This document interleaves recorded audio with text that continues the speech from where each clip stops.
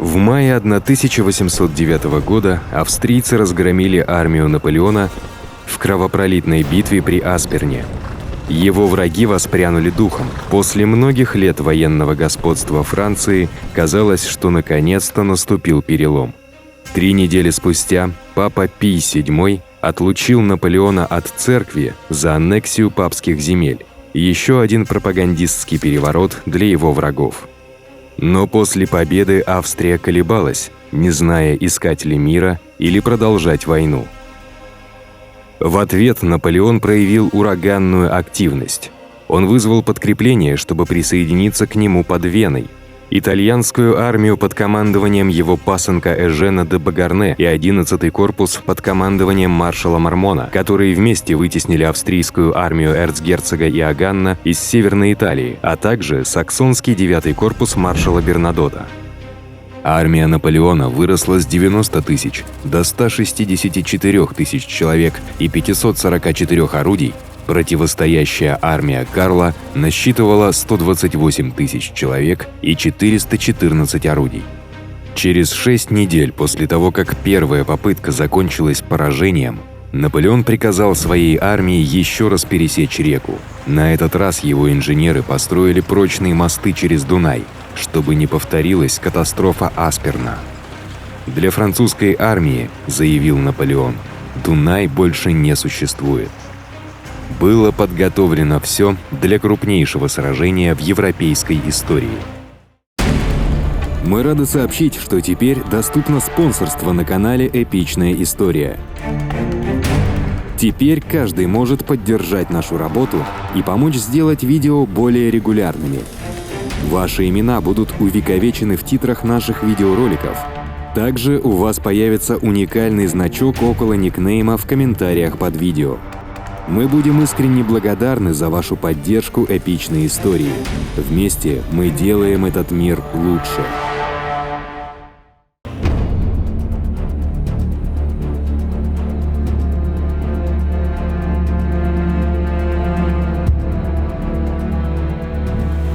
Вечером 4 июля под проливным дождем французы начали переправу с острова Лабау.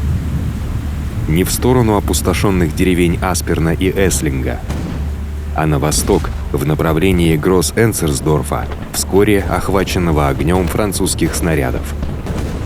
Эрцгерцог Карл оставил лишь небольшой передовой отряд, чтобы задержать французов. К рассвету 4-й корпус Массена и 2-й корпус Удино оттеснили эти войска назад, выиграв пространство для развертывания французской армии.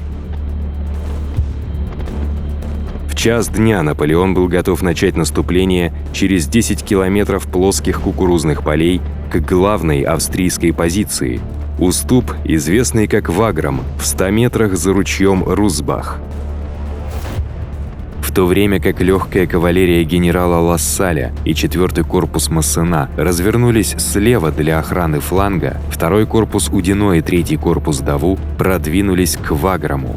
Саксонский корпус Бернадотта и итальянская армия Эжена заполнили центр. В 6 часов вечера, не зная сил противника, Наполеон приказал начать полномасштабное наступление на плато Ваграм. Но его войска встретили решительное сопротивление австрийцев на всем протяжении линии. К сумеркам саксонский 9-й корпус ворвался в деревню Дойч-Ваграм. Саксонская пехота носила белую форму, как и австрийцы. И с наступлением темноты их приняли за врага и начали обстреливать дружественные части. Саксы запаниковали и бежали с большими потерями.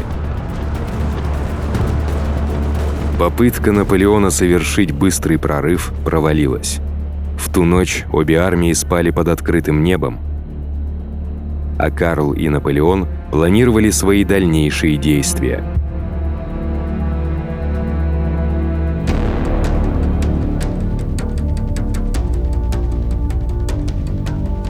На второй день Наполеон планировал, что 3-й корпус Даву возглавит атаку, обрушившись на фланг австрийцев, в то время как другие его корпуса прижмут противника локальными атаками.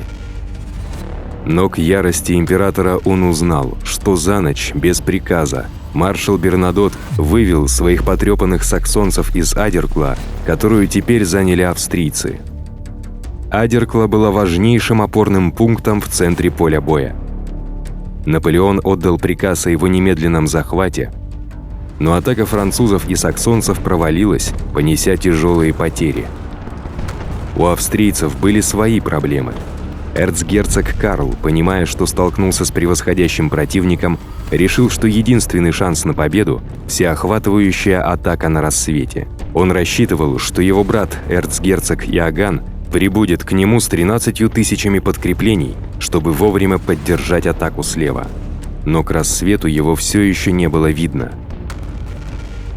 Более того, когда 4-й корпус начал наступление на Гроссхофен вовремя, 3-й корпус, получивший приказ с опозданием, все еще занимал позиции, удерживая весь правый фланг австрийцев.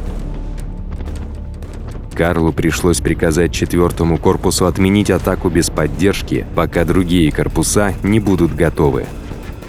Поскольку австрийцы были парализованы задержками, в 10 часов утра Даву начал атаку. В деревне Маркграф Нойзидель разгорелся ожесточенный бой пехоты, а в поле драгуны и гусары сражались в гигантской, кружащей голову кавалерийской битве, когда каждая сторона пыталась обойти другую с фланга. Корпус Даву взял деревню, но не смог остановить австрийцев, отступивших на новую сильную позицию на Ваграмском уступе. Тем временем возникла серьезная угроза левому флангу и тылу Наполеона. 6-й корпус Клинау оттеснил превосходящих по численности французов, причем некоторые части продвинулись вплоть до Эслинга, в опасной близости от жизненно важных для Наполеона путей снабжения. Наполеону срочно требовалось укрепить свой левый фланг, но он также был намерен придержать свои резервы для решающей атаки. Поэтому он приказал 4-му корпусу Массена пройти через поле боя и укрепить левый фланг. Такая огромная передислокация прямо на глазах у противника была сопряжена с большим риском, поэтому маршалу Бессьеру было приказано возглавить кавалерийскую атаку прямо на центр противника.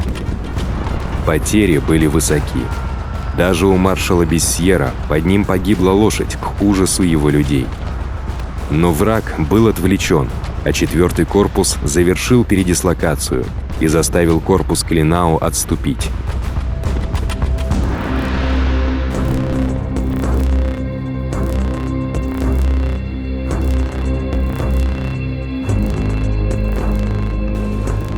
Теперь Наполеон собрал грандиозную батарею из более чем 80 пушек в центре поля боя. Это была одна из фирменных тактик Наполеона – концентрация артиллерии, чтобы нарушить линию противника и подготовить почву для решающей французской атаки. Большая батарея выпустила примерно 15 тысяч снарядов, осветив кукурузные поля. Около часа дня Наполеон отдал приказ о генеральной атаке. Даву продолжал наступать на фланг противника. 4-й корпус будет наступать слева, 2-й корпус – справа. Находясь в центре, генерал Макдональд должен был вести вперед 8 тысяч человек из итальянской армии, сформированных в гигантский трехсторонний квадрат, чтобы защитить его фланги. Но несмотря на страшную французскую канонаду, австрийский 3-й корпус и гренадеры резерва встретили французское наступление шквальным огнем. Гигантский квадрат Макдональда был разрезан на куски, его люди были массово уничтожены пушечным огнем, и атака застопорилась. Но австрийская армия, потрепанная непрекращающимися французскими атаками, была близка к развалу. Каждый участок линии находился под давлением французов. Эрцгерцог Карл, решив прежде всего сохранить свою армию в целости, приказал отступать. Австрийский отход был дисциплинированным и хорошо проведенным. Наполеон одержал победу. Но его армия была настолько устала и была деморализована тяжелыми потерями, что не смогла начать эффективное преследование.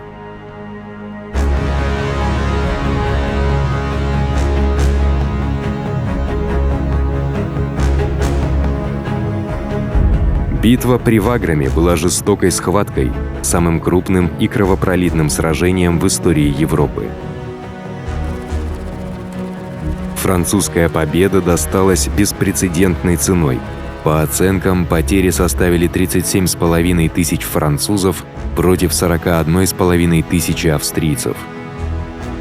Через 4 дня французские войска настигли отступающих австрийцев у Цнайма.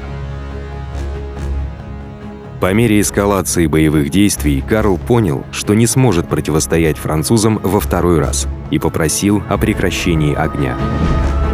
Но он не посоветовался со своим старшим братом, императором Францем, который был в ярости, услышав эту новость. Не в последнюю очередь потому, что долгожданная британская поддержка наконец-то была на подходе. Через 3 недели после битвы при Цнайме крупнейшие морские десантные силы, когда-либо собранные Великобританией, 35 линейных кораблей и 39 тысяч солдат, высадились на острове Вальхерен в устье Шельды. Их целью было уничтожение французского судоходства и военно-морских складов. Но после успешной бомбардировки и взятия Флиссингена британские командиры упустили инициативу из своих рук. Их силы были зажаты французскими войсками на болотистом голландском побережье, где они были уничтожены из-за лихорадки и дизентерии. Около 4000 человек погибли. Многие стали инвалидами. Выжившие были эвакуированы обратно в Англию в декабре. Император Франц, проинформированный о британском поражении и убежденный своими генералами, что Австрия не может продолжать борьбу, заключил мир с Наполеоном. В октябре Австрия подписала Шонбруннский договор, уступив территории Французской империи, Баварии, Саксонии, Варшавскому герцогству и России. В общей сложности Австрийская империя лишилась 3,5 миллионов подданных, была вынуждена выплатить репарации, ограничить свою армию до 150 тысяч человек и присоединиться к наполеоновской континентальной блокаде, что означало прекращение всякой торговли с британскими кораблями и торговцами. Тем временем эрцгерцог Карл, один из самых искусных противников Наполеона, так сильно рассорился со своим братом, императором Францем, что больше никогда не принимал активного командования. Наполеон одержал еще одну сокрушительную победу, но были и тревожные признаки для французского императора. Его враги учились, а ему все больше приходилось полагаться на молодых призывников, чтобы заполнить пробелы, оставленные ветеранами, убитыми или ранеными во время кампании.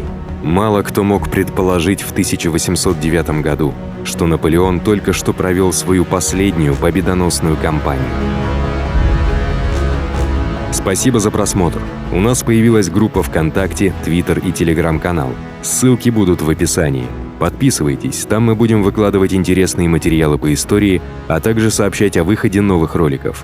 А если вам понравилось это видео, пожалуйста, подпишитесь на наш канал, поставьте лайк и обязательно поделитесь им со своими друзьями. Отдельная благодарность Кириллу Дрельесу и Шерлоку Холмсу.